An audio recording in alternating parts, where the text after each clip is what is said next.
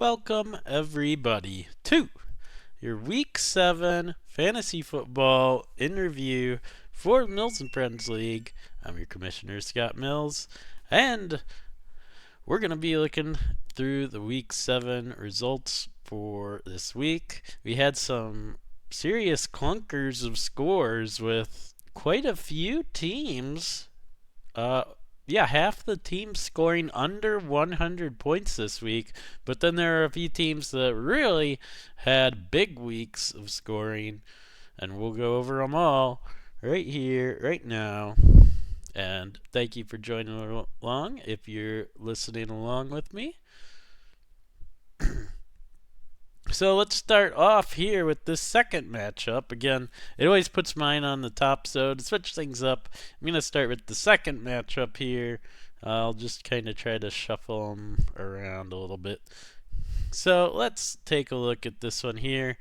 We had Team Mills cards, which, believe it or not, 64.26 is not, as you can see down here, was not the lowest scoring score for the week. We actually had one even lower than that at 55, so definitely some of the teams were really struggling this week in terms of the scoring, which is never really that fun. So definitely I hope that we'll get better scoring going forward from teams. But it is bye season now, so there's players that can be good players are going to be on bye and just not playing a week. Then that can affect scores sometimes. Let's take a look and see what happened here. Chance Vaughn team, your finally awake team, big 7-0, hasn't lost a game yet. Some of that's been teams just aren't scoring a ton against them, like here. Only 102 points, but again, when half of the teams are scoring below 100, you still have a 50% chance of winning that as long as your team's getting over 100 points. So, still, when you put it that way, 102 points is not too bad. So, the quarterback position, Geno Smith, better fantasy-wise than Patrick Mahomes. The Chiefs are undefeated this year somehow, but Patrick Mahomes himself hasn't been having a very good year this year. Look at this. No touch. Well, he had one touchdown and 2 interceptions, and not even 200 yards passing. So the rushing definitely helped a little bit, getting that one touchdown in there, and those little bit of yards running the ball. But yeah, not a good passing attack from him. He just doesn't have the receivers he's had in past years. And that Rashee Rice injury really hurt too for the Chiefs.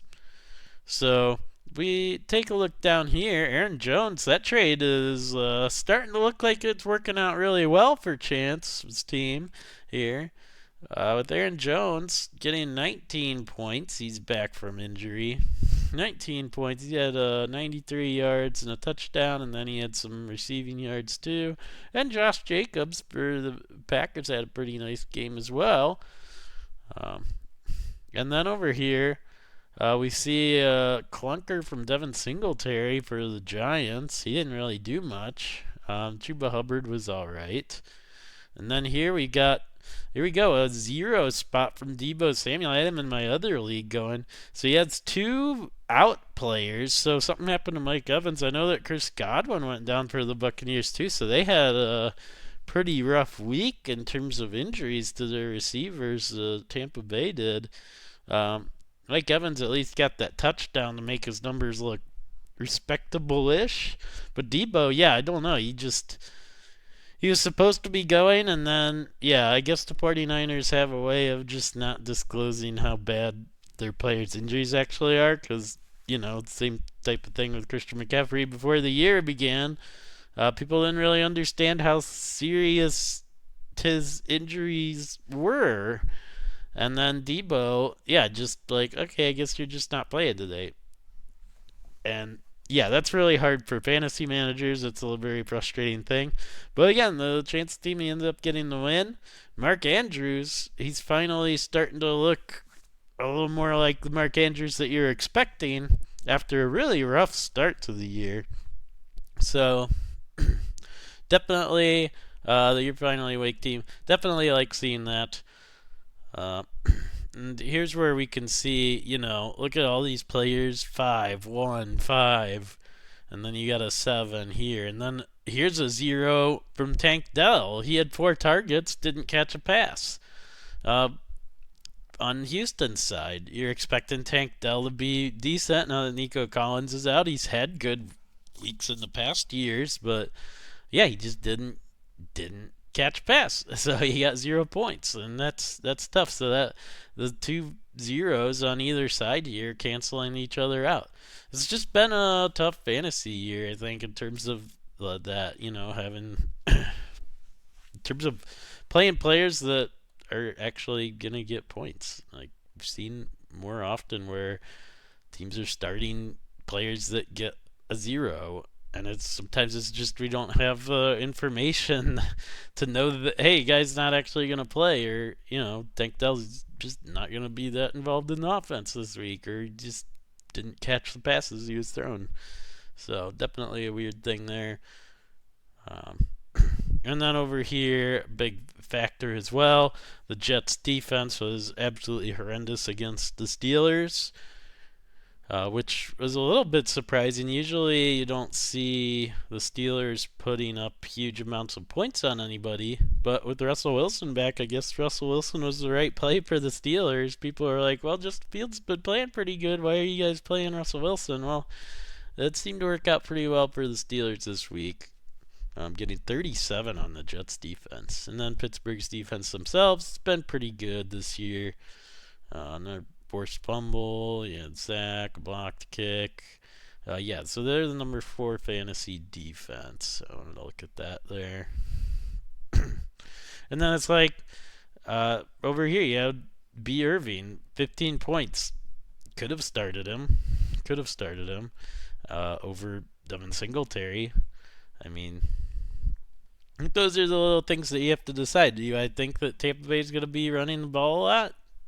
And is Irving really going to be the main guy? Or, is Rachaad White, I forget if he's injured or what's going on there. Or if it's just they're moving away from him because Irving's been playing better. I don't know. But, yeah, so that's kind of this matchup here.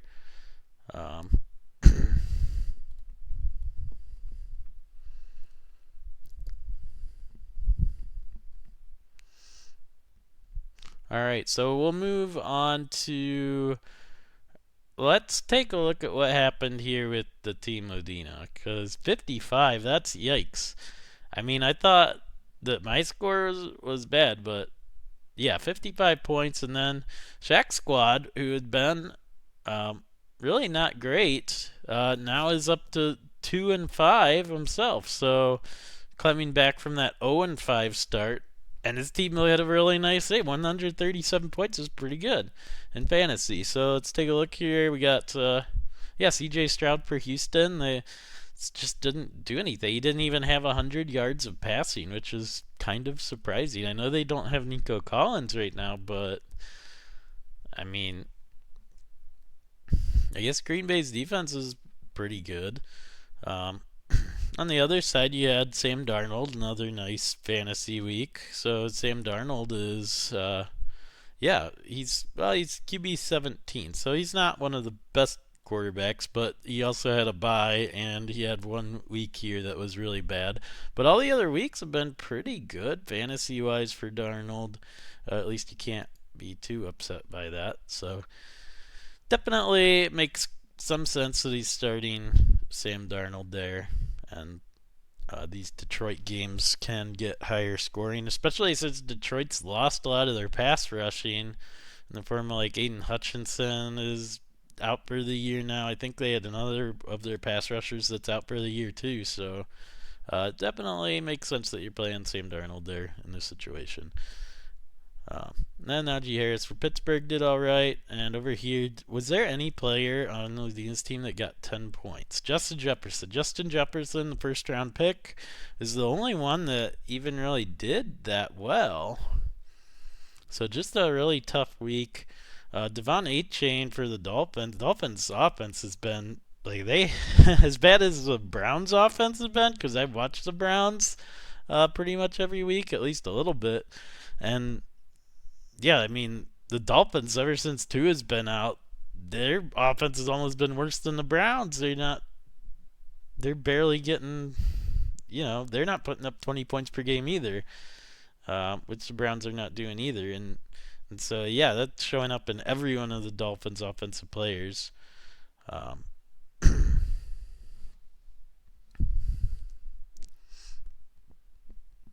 and so, we can see there's some activity there in terms of free agency. The waivers don't go through until tomorrow morning, but you can drop players before that.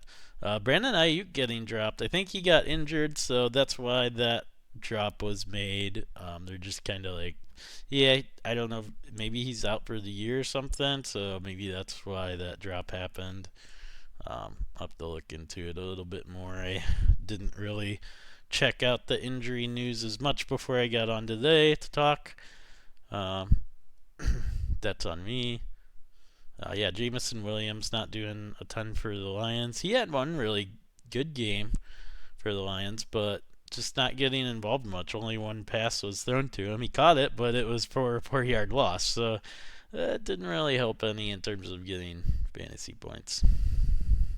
And over here we got Garrett Wilson. He had 10 points, so he still had 9 targets, caught 5 of them. Had a 2-point conversion, which kind of helped a little bit. So, okay performance, but you wonder if Davante Adams going to the Jets, if that's going to affect Garrett Wilson's performance any. We'll have to see more going forward. Still not a terrible output from him. Can't be too upset at it. And again, if Russell Wilson and George Pickens, maybe they have a big thing going on, and George Pickens might become very valuable going forward now, which will be pretty interesting to monitor. Njoku for the Browns, the one lone Browns player who I think had anything good fantasy happen. I know Chubb also got a touchdown run, but he was extremely inefficient running the ball, which is not too surprising given how bad the Browns' offensive line is. But yeah, you can see 14 targets, 10 catches, 76 yards, and a touchdown. So you can probably see Njoku will be one of the probably top fantasy players for the Browns going forward. And then, of course, Kyren Williams has been very solid, as he usually is, with 2 rushing touchdowns and pretty modest 76 yards rushing. The touchdowns really helped to give him a really good fantasy score there. And yeah, kicker was a big difference here too. So let's see here. That's probably about all the stuff for this matchup. It is kind of interesting now that Romeo Doubs is back for the Packers. He's getting quite a bit more involvement. So you see 10 targets here. He had 8 catches for 94 yards. Only thing he was really missing was that touchdown. But we're seeing Jaden Reed's involvement, and we'll see him later on, the team that has him later on. But we're seeing him not get as much involvement now. Romeo Doubs may be taking some of those snaps from him. So people who have Jaden Reed are like, no, get Romeo Doubs out of there. Which I do in my other league. I have Jaden Reed. So yeah, that's part of why I'm complaining there. But let's go ahead and move on to our next matchup that I wanted to talk about. Let's see here. I guess we can go up to me now since I had the 3rd lowest score. So let's see what happened to me. I lost, unfortunately, so it was a bad week for my team. Yeah, I probably shouldn't have gone with Anthony Richardson, but as we look at my bench, I could have gotten it close. I could have gotten it close to winning, but even with my bench players, I don't think I could have, because I could have put in Aaron Rodgers, who would have gotten me like 8 more points, and then there was one other guy I maybe could have started instead that maybe could have gotten me 5 more points. But 13 extra points wouldn't have given me the win, so not too crazy in the end there. So we got Joe Burrow was okay. Not a ton of passing yards, but whenever any team is playing the Browns, you can expect it's usually going to be a lower scoring game. Sometimes the Browns will just get blown out, but usually they keep it pretty competitive because their defense is still decent. They just can't score enough to really.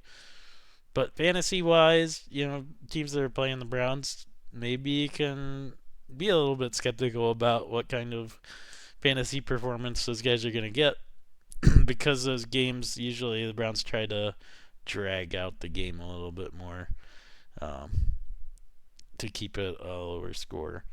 We had some really good for my running back, so Kenneth Walker has still been really good. He had another really good game there in terms of on the ground and receiving. He got one rushing touchdown, one receiving touchdown, which really helped his numbers. And Tank Bigsby with a big game on the ground, 2 rushing touchdowns and 120 yards on the ground. No receiving action, but that's pretty efficient running, so definitely he probably liked seeing that. And then I had to go with Austin Eckler because the Bears were on a bye, so I didn't have DeAndre Swift to start, and so Austin Eckler was really my only other option at running back that I could go with. And unfortunately, he just wasn't getting the same amount of touches as what he was earlier in the year. So that wasn't too good for me. And then for Indianapolis, because Jonathan Taylor's still kind of injured, so Goodson and then Trey Sermon, who was really inefficient the last couple of weeks, so they were going more with that Goodson, and the touchdown really helped his numbers out here. Kind of inefficient running, but he got the touchdown, so definitely that helped out the no McCaff attack team in this one. And from the receivers, not a whole lot going on here. I definitely, A.J. Brown, having him back going again is really helpful. The trade for Marvin Harrison, not really working out for me so far.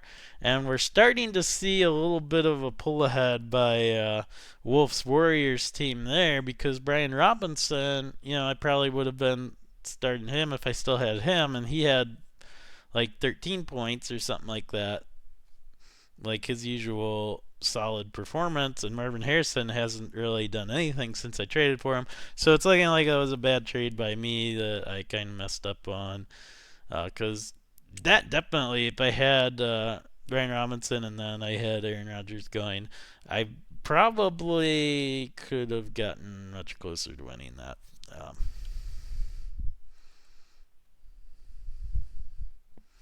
But you never know. I mean, it was a high risk type of move that I made, and yeah, it hasn't really worked out. But there's still several weeks to go. We're only halfway through the fantasy season. Tight end, this has been a really good pickup for me at 10 points over here, but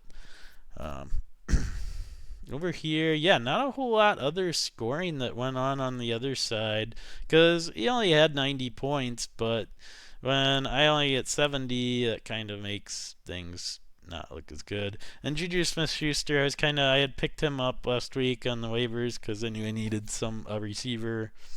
I thought he was going to be good to go, but then they ruled that he wasn't going to be able to play. So yeah, I just didn't monitor that well enough. And with Anthony Richardson, Josh Downs also took a step back where he was better too.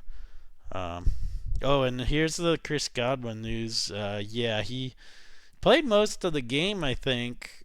Chris Godwin did. So he still had decent receiving numbers in this game, but from what I heard is a dislocated ankle, which is probably way worse than just a sprained ankle. I mean, a dislocated shoulder I know is pretty painful. I'm sure the dislocated ankle, and especially since these football players are doing mostly running, yeah, that doesn't sound good. So that'll probably be several weeks, unfortunately, for Chris Godwin. I don't know, though, in terms of what the timetables are in terms of recovering from a dislocated ankle. And then over here, like I was saying, I could have played Aaron Rodgers and Jared Goff. He could have actually played Jared Goff, so you want to play that game. He also could have played guys that did better. And then defensive-wise, I could have played Houston's defense, but instead of New Orleans' defense. The projections were more for New Orleans, so I was just going based off of the projections I saw here, which on the pregame projections that the site gives, which I don't know. I mean, that's what I did. So, uh, and then Dalton Schultz hasn't really been any good in any game. He pretty much gets 3 points every week, and that's it. So that's pretty much it for that matchup. Let's go ahead and take a look at another matchup now. Let's see here. We haven't done Wolves Warriors and Team Emmy.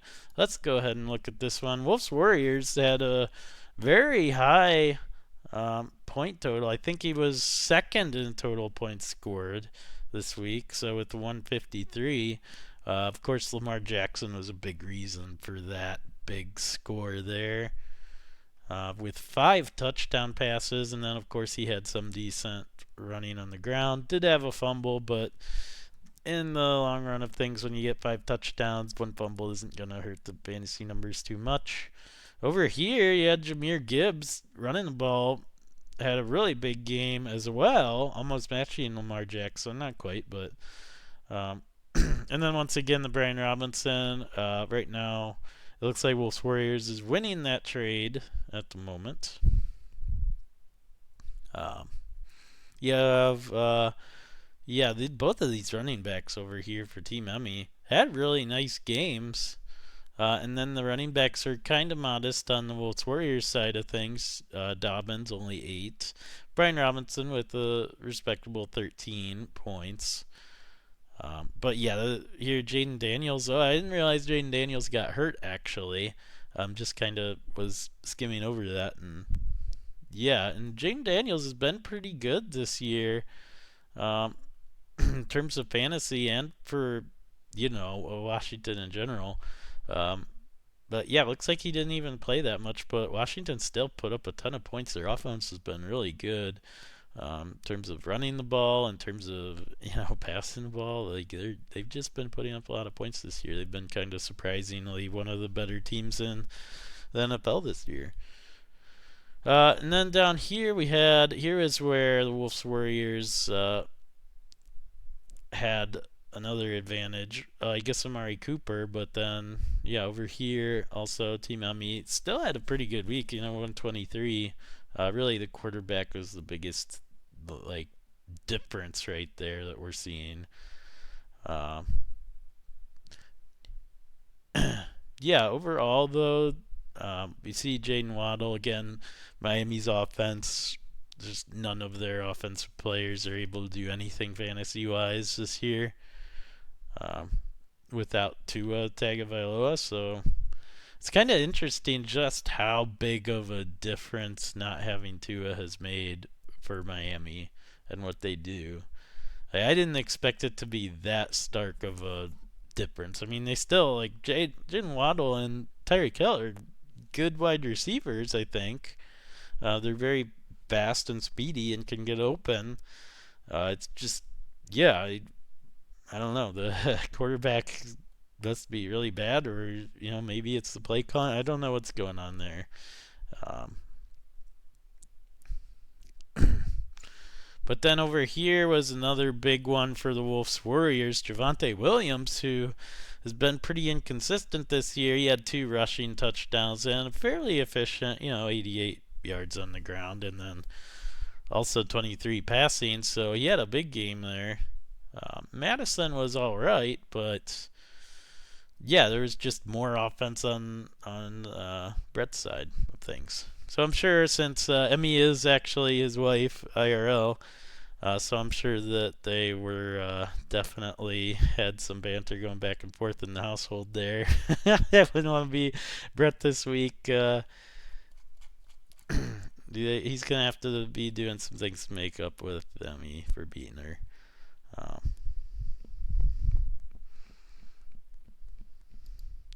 Okay, so on to the next matchup we go.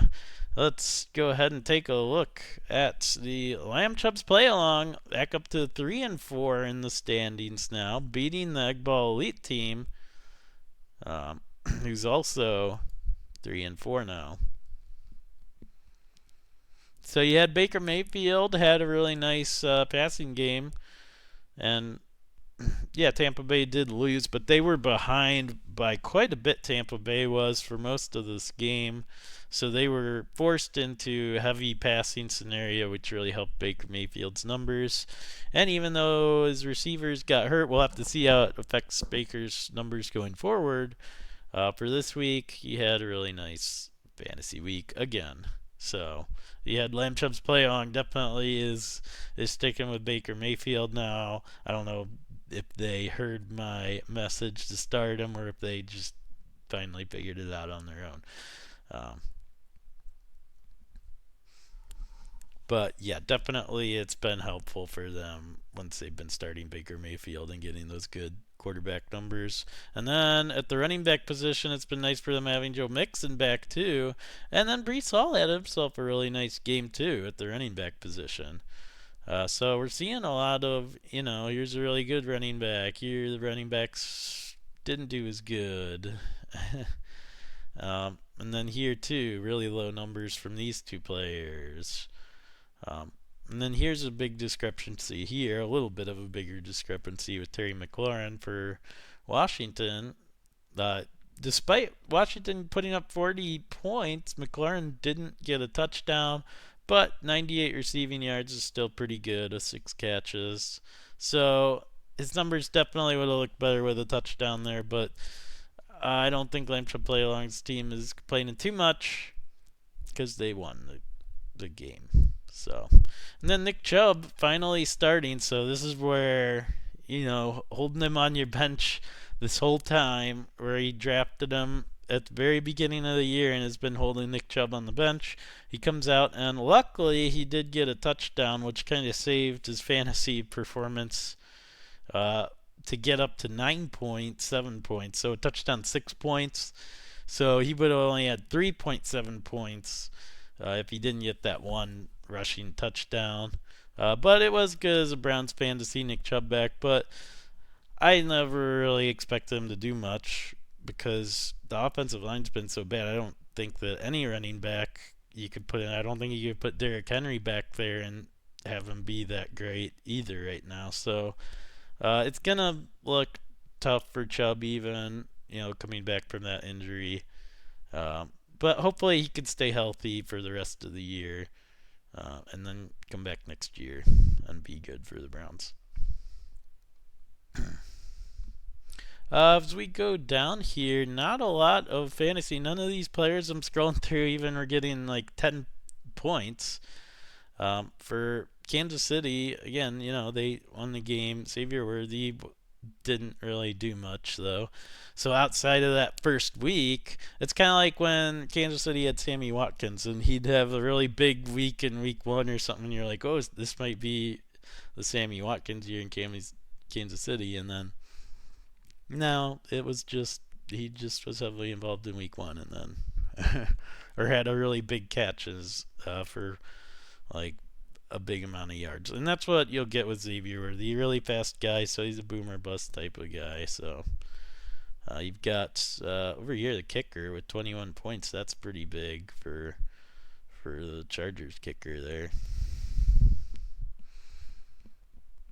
And then you had Cincinnati's defense, which he picked up actually pretty late in the week, I think. The Lamb Chub Play Along team did, going with Cincinnati's defense against Cleveland. Not a bad idea to pick a defense going against Cleveland with how bad their offense has been. So that definitely worked out pretty well. And then San Francisco had the tough matchup against Kansas City. San Francisco's still a pretty decent defense, but they've had some offensive woes as well this year, so definitely not as dominant as they've been in the past. So, and as we look in here at the benches, not a ton to see. I mean, Brock Purdy on for the bench. It's nice to see your backup quarterback. And he was rightfully the backup, too, because Baker had 29. So you like seeing that you have two pretty good options there. And then same thing over here. You definitely, again, it's the right choice to not play Jordan Love over Josh Allen, but it's there. So when those other guys are on bye, you can play the other guy and be pretty confident in your fantasy numbers still. So, yeah, that's pretty much it there for that matchup. We got one more to go through. We'll be looking once again spooky season, putting up spooky numbers with the 167.8. Yeah, so once again, a big time blowout here where spooky season, it didn't matter what the other team put up. 117, yeah, that's pretty decent amount to put up for this week. But you're going up against 167. You're not going to win much. So this is now 2 out of 3 weeks. So last week, Spooky Season's team only had 100 points, but now they're back up to 167 because, you know, you had like Amon-Ra St. Brown was back, and he was on bye before. Kareem Hunt been like somehow back to looking like old Kareem Hunt, kind of. I mean, it's kind of inefficient numbers, but 2 rushing touchdowns. You can't argue with that. You got to put in Kareem Hunt. He's actually been pretty good there for Kansas City. Kyler Murray, decent at quarterback. And again, Jalen Hurts, not bad over here for the other team, too. But then, you know, Derrick Henry's been the best fantasy running back this year. So, again, he's just been insanely good. People thought he might have had a little bit of a drop off after being with Tennessee. But no, with Baltimore, they've been utilizing him perfectly. He's fit in perfectly with Baltimore's team and scheme. And it's just been insanely good for Baltimore. So, yeah, over here, pretty much every player just putting up really good numbers. Brent Thomas for Jacksonville has been starting to break out some more. A rookie wide receiver for Jacksonville. He's been looking really good. James Conner putting up decent numbers for Arizona there. Yeah, pretty much everything is going good for the spooky season team. So that's going to be pretty spooky for anybody playing them for sure going forward. Do not look forward to that. Malik Neighbors was back for the Giants, but he didn't put up big numbers like he kind of was earlier in the year. Maybe he's still maybe recovering from that injury a little bit. But also Philadelphia has pretty good defense, so probably nothing too much to worry about there for Malik Neighbors going forward. Bijan Robinson, another nice game there from their first round pick running back. And then, of course, like I was saying, Amon-Ra St. Brown was good, and Kareem Hunt's been really good. On the bench, not a ton to go with here for spooky season team. But again, we had some buys from the Chicago players. And yeah, Chase Brown for Cincinnati didn't do a ton. Yeah, Xavier Legette didn't do a ton. But they're still, you know, they're bench players, so that's what, you know, he obviously made the right choices in who he was starting. Over here, Washington's defense put up really good against Carolina.